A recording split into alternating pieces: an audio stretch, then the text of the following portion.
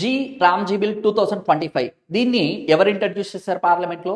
దీనికి సంబంధించి లోక్సభ ఎప్పుడు పాస్ చేసింది, రాజ్యసభ ఎప్పుడు పాస్ చేసింది, దీనికి సంబంధించిన ఇంపార్టెంట్ ప్రొవిజన్స్ అన్ని కూడా మన ఈ షార్ట్ వీడియోలో డిస్కస్ చేద్దామండి.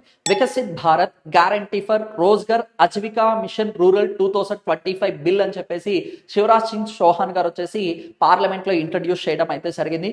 అయితే దీన్ని లోక్సభ 18 డిసెంబర్ 1:30 AM కి పాస్ చేశారు. రాజ్యసభ 19 డిసెంబర్ 20 డిసెంబర్ రోజు వచ్చేసి రాష్ట్రపతి గారు ఫైనల్ గా ఆ బిల్ మీద సంతకం చేశారు. బిల్ మీద సంతకం చేస్తే ఆటోమేటిక్ గా యాక్ట్ కింద కన్వర్ట్ అవ్వడం అయితే జరుగుతుంది. అయితే మనకి అంతకుముందు Mahatma Gandhi national rural employment guarantee scheme అనేది ఉండేది.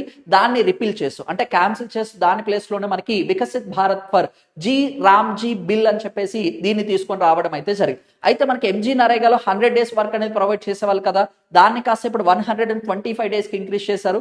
ఫండింగ్ మెకానిజం లో చూసుకుంటే 90:10 ఎంజీ నరేగాలో ఉంటే ఇప్పుడు దాన్ని కాస్త 60:40 రేషియోలో వచ్చేసి తీసుకొని రావడం అయితే జరిగింది. అంటే ఫైనల్ గా ఈ బిల్ ని రాష్ట్రపతి గారు సంతకం చేశారు కాబట్టి యాక్ట్ కింద కన్వర్ట్ అవ్వడం అయితే జరిగింది. ఇలాంటి అప్డేటెడ్ కంటెంట్స్ కోసం కాంపిట్ మైండ్స్ యూట్యూబ్ ఛానల్ ని రెగ్యులర్ గా ఫాలో అవ్వండి. Thank you so much.